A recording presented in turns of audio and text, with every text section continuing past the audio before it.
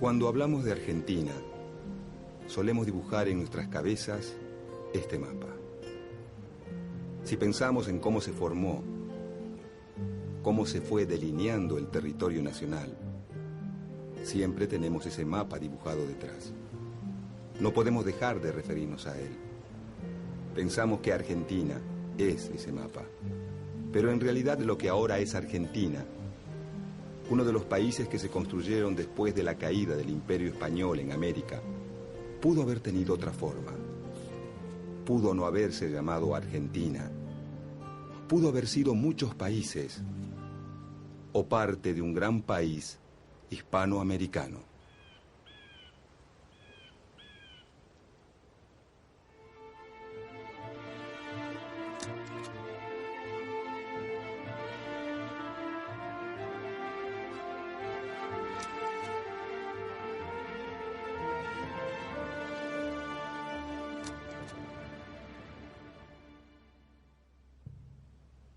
Lo que ahora se llama Argentina era el territorio ubicado más al sur de la América del Sur, que después de la conquista fue organizado por los reyes españoles en el Virreinato del Perú.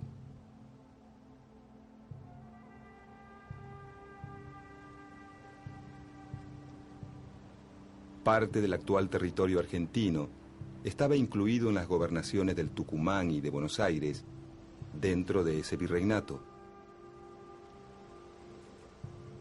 En 1776, la corona española funda el Virreinato del Río de la Plata, que ocupa aproximadamente los actuales territorios de Argentina, Bolivia, Uruguay y Paraguay.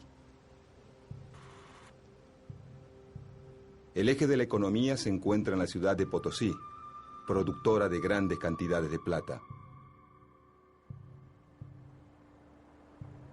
Y se elige a Buenos Aires como salida del mineral hacia Europa. Cuenta la leyenda que es tanto el mineral extraído que con él se podría hacer un puente entre América y España. Por su ubicación estratégica, Buenos Aires se convierte en la capital del nuevo virreinato. El Imperio Español parece volver a florecer, pero aunque nadie lo sabe, está a punto de derrumbarse.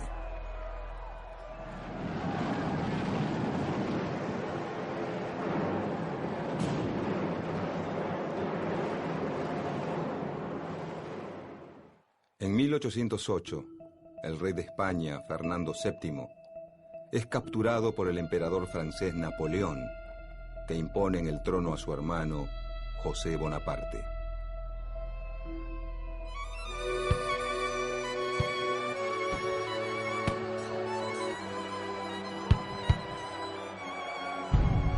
Las ciudades españolas se rebelan y forman juntas en nombre del rey preso. Agrupados en la Junta Central de Sevilla, buscan expulsar a los franceses y mantener su autoridad sobre América. En 1810, la Junta Central se derrumba ante los ataques franceses y España queda bajo el dominio de Napoleón Bonaparte.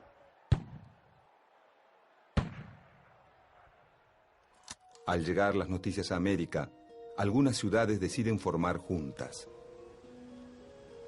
Caracas, Buenos Aires, Bogotá, Santiago de Chile y una región mexicana llamada el Bajío expulsan a las autoridades coloniales. Mientras que México, Lima y Montevideo se mantienen fieles a un consejo de regencia español. En el Río de la Plata, la revolución se expresa en Buenos Aires el 25 de mayo de 1810.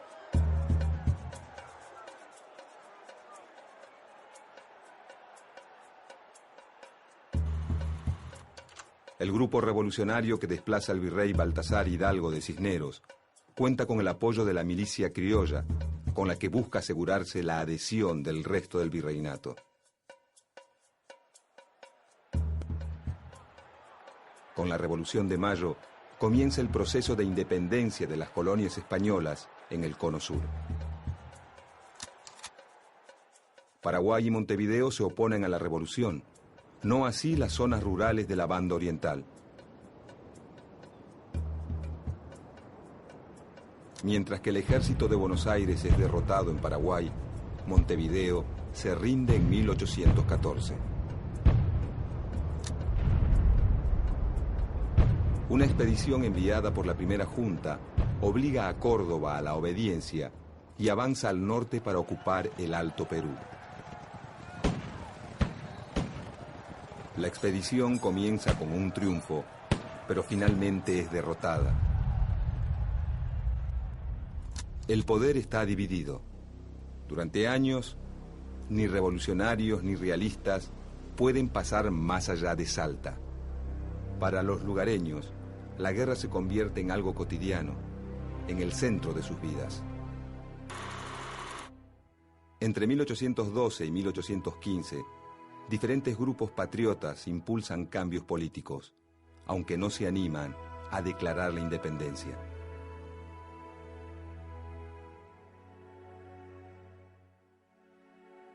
En 1815, el gobierno revolucionario apoya el plan del general José de San Martín: atacar a los realistas en Chile y avanzar sobre el Perú.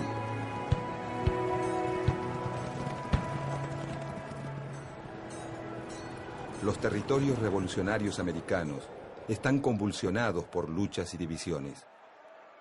En Buenos Aires, los dirigentes, a pesar de sus diferencias, coinciden en dos premisas: ganar la guerra contra los realistas y mantener un sistema de gobierno centralista con sede en esa capital. El líder revolucionario de la banda oriental, Gervasio Artigas, en contra del centralismo porteño, propone un sistema confederal en el que todas las provincias tengan igualdad de condiciones. Artigas es respaldado por Entre Ríos, Corrientes, Santa Fe, la zona de las Misiones, la banda oriental y, durante un breve periodo, Córdoba. Para 1815, el territorio revolucionario en América está dividido en dos. El virreinato del Río de la Plata se mantiene en poder de los revolucionarios. México, Nueva Granada, Venezuela y Chile caen bajo el poder realista.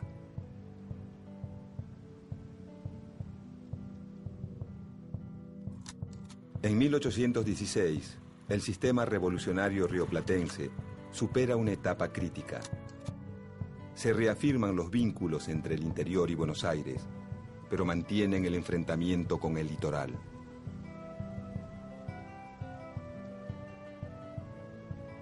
Para disminuir la tensión, se elige a la provincia de Tucumán para llevar a cabo el Congreso que declara la independencia de las Provincias Unidas de Sudamérica.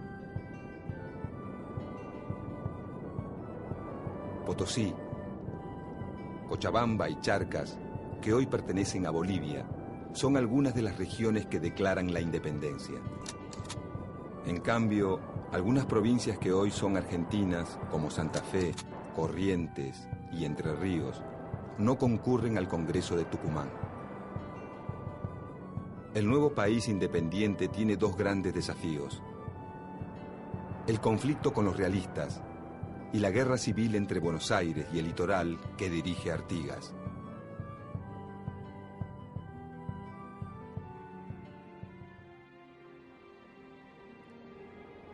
El nuevo director supremo, Juan Martín de Pueyrredón, reafirma el gobierno centralista y apoya al general José de San Martín, que inicia su campaña a través de los Andes. San Martín liberará a Chile y Perú, y así contribuirá a la caída del poderío español en América del Sur.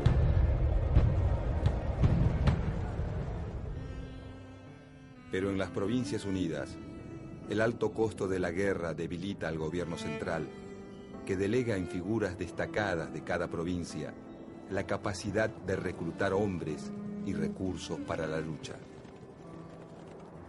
El sistema revolucionario vuelve a entrar en crisis y se disuelve en 1820.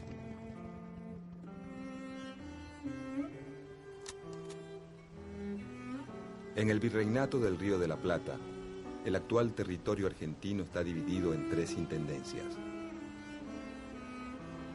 Salta del Tucumán, Córdoba del Tucumán y Buenos Aires.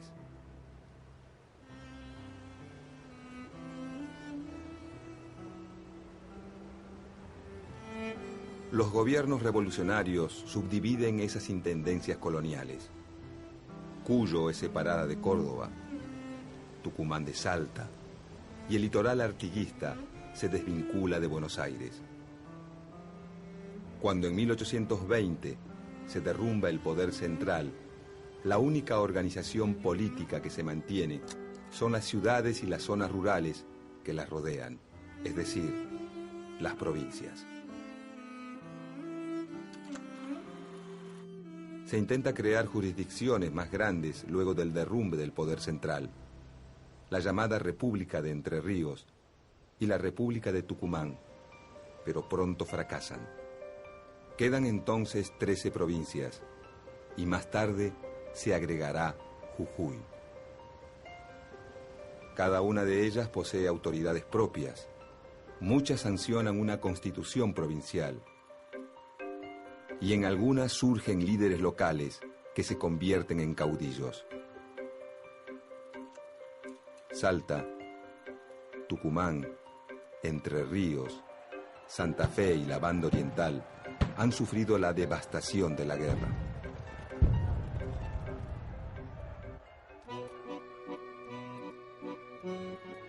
Buenos Aires, en cambio, con pocas acciones militares en su territorio, exporta grandes cantidades de cueros y tasajo. Su aduana le permite aumentar su poder sobre las demás provincias y volcar sus recursos contra los indígenas.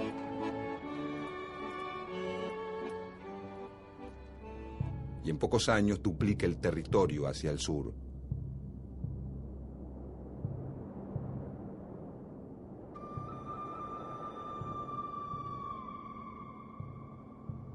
En el interior, el fin de la guerra reactiva los circuitos comerciales.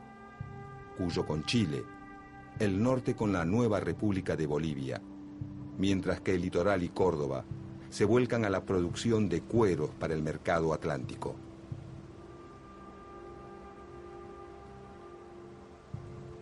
Las nuevas tendencias comerciales, lejos de contribuir a la unidad, fortalecen las divisiones.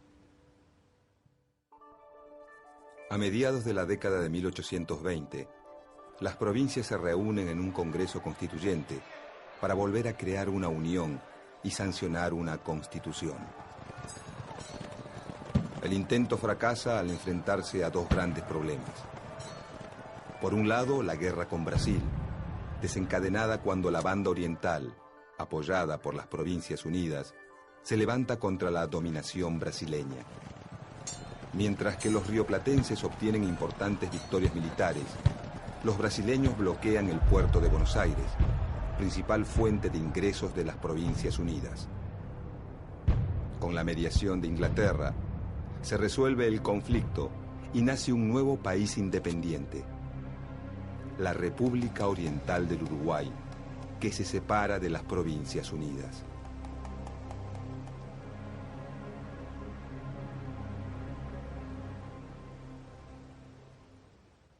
Por otro lado, el Congreso Constituyente se enfrenta a una profunda división en el ideal de Estado.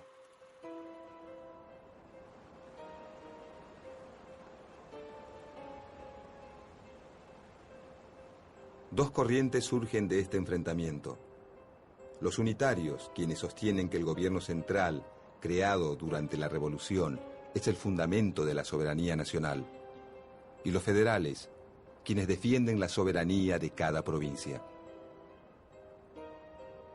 Aunque el grueso del interior es federal, y los principales dirigentes unitarios son porteños. Hay muchos federales porteños y varios unitarios en las provincias. En la Constitución formulada por el Congreso de 1826, que nunca entra en vigencia, se denomina por primera vez al nuevo país como República Argentina. Con la disolución del Congreso Constituyente y el regreso del ejército de la guerra contra Brasil, que toma partido por los unitarios, se desata una guerra civil. En el litoral, el intento unitario de hacerse del poder fracasa al poco tiempo. Buenos Aires, Santa Fe, Entre Ríos y Corrientes se afianzan como provincias federales. El resto de las provincias se aglutina en la unitaria Liga del Interior, conducida desde Córdoba por el general José María Paz. La contienda se resuelve a favor de los federales, y a comienzos de la década de 1830, las 14 provincias suscriben el Pacto Federal.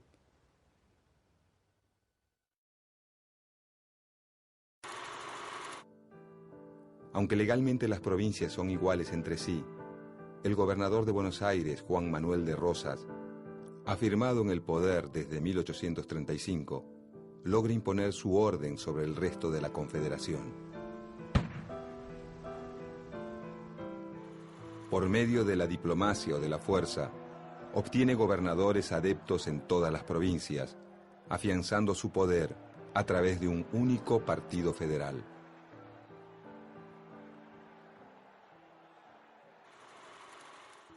Esta política le genera grandes enemigos. La provincia de Corrientes, que lucha varias veces contra él. Los antiguos unitarios, un grupo de federales antirrocistas y un puñado de intelectuales conocido como la Generación del 37. Todos se oponen fuertemente al gobernador porteño.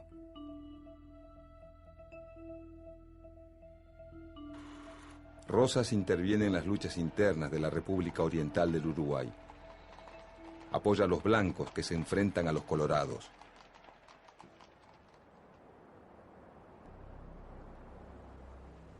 Los franceses aprovechan estos conflictos y bloquean el puerto de Buenos Aires entre 1838 y 1840. Entre 1845 y 1847 lo vuelven a hacer, esta vez junto a los ingleses.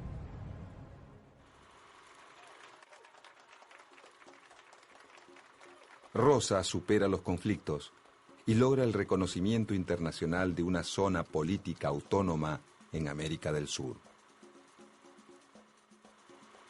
Es su momento de apogeo, pero uno de sus aliados más importantes, el gobernador de Entre Ríos, Justo José de Urquiza, se levanta en su contra, ya que Rosas impide la libre navegación de los ríos,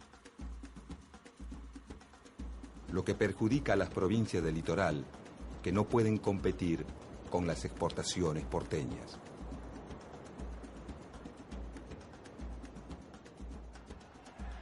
A Urquiza lo apoyan Corrientes, los opositores emigrados, los colorados uruguayos y Brasil.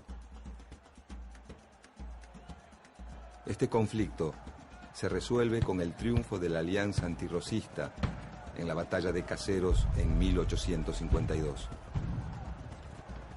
Rosas se exilia en Inglaterra, donde residirá hasta su muerte. Con el fin del rosismo, comienza una nueva etapa en la Confederación. La mayoría de las provincias acepta renunciar a su soberanía en favor de constituir una nación. En Buenos Aires llegan al poder los antiguos antirrosistas, ahora nucleados en el Partido Liberal, que se opone al modelo de país de Justo José de Urquiza, al que ven como a un nuevo Rosas. El conflicto termina con la separación de Buenos Aires de la Confederación Argentina. Urquiza es elegido presidente de la Confederación y la nueva capital pasa a ser Paraná. Un año después, en 1853, se sanciona en Santa Fe la Constitución Nacional.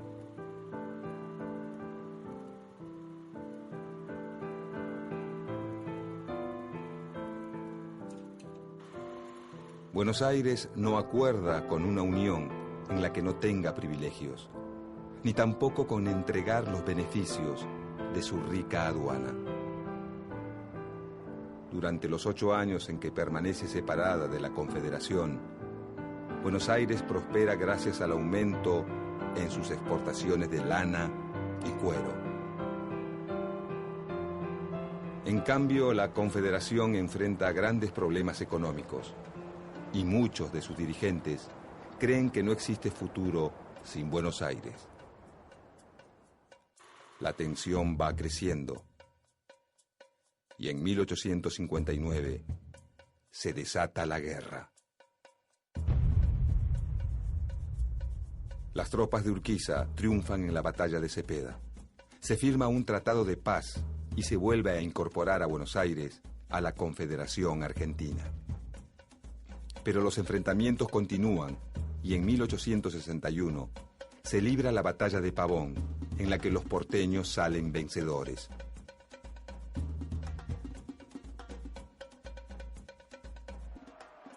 Su líder, Bartolomé Mitre, es elegido presidente.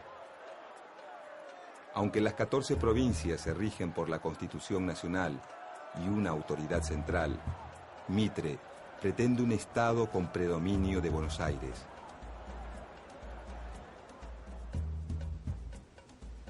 En 1865, el gobierno de Mitre firma el Tratado de Triple Alianza con Brasil y la República Oriental del Uruguay contra Paraguay. Juntos desatan una guerra larga, que en Argentina es impopular y resistida. Concluye con la destrucción socioeconómica del Paraguay, que pierde a la mayor parte de su población masculina. Brasil y Argentina se apoderan de una parte del antiguo territorio paraguayo. Durante el conflicto se forma un ejército que, por primera vez, depende fuertemente de las autoridades nacionales y no de las distintas provincias.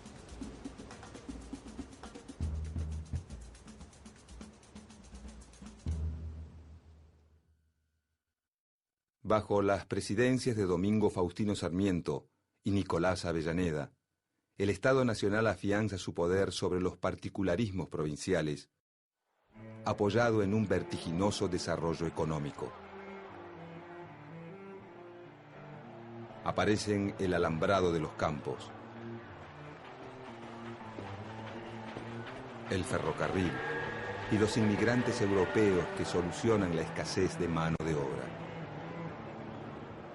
En 1880, 2 candidatos se enfrentan en la elección presidencial.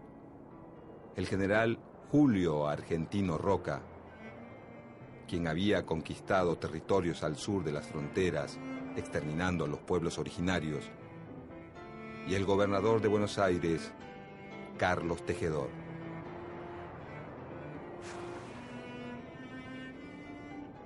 Julio Argentino Roca triunfa. Carlos Tejedor impulsa la sublevación de Buenos Aires para preservar su autonomía ante el Estado Nacional. En respuesta, las autoridades nacionales derrotan militarmente a la provincia rebelde.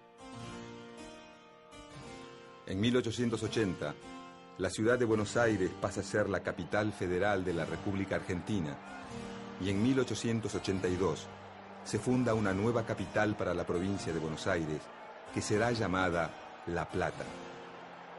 Entregar la capital a la nación le otorga más poder al presidente y debilita a la provincia más poderosa.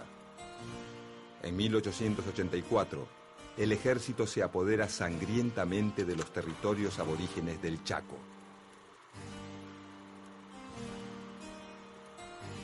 Esta región y la Patagonia conquistada por Roca, pasan a ser territorios nacionales dependientes del gobierno central.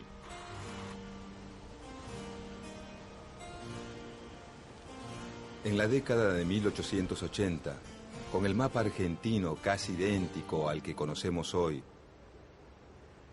la existencia de un poder central consolidado, una sola moneda y un solo ejército nacional, se cierra el conflictivo y complejo proceso de construcción del Estado argentino. Pero otros procesos se abren y continúan. Los habitantes de ese Estado van a afrontar la conformación de una nueva sociedad, la aparición de un nuevo sistema político y la afirmación de una economía capitalista que provocarán conflictos, luchas de intereses, acuerdos y distintas alternativas que llenarán la historia argentina del siglo XX.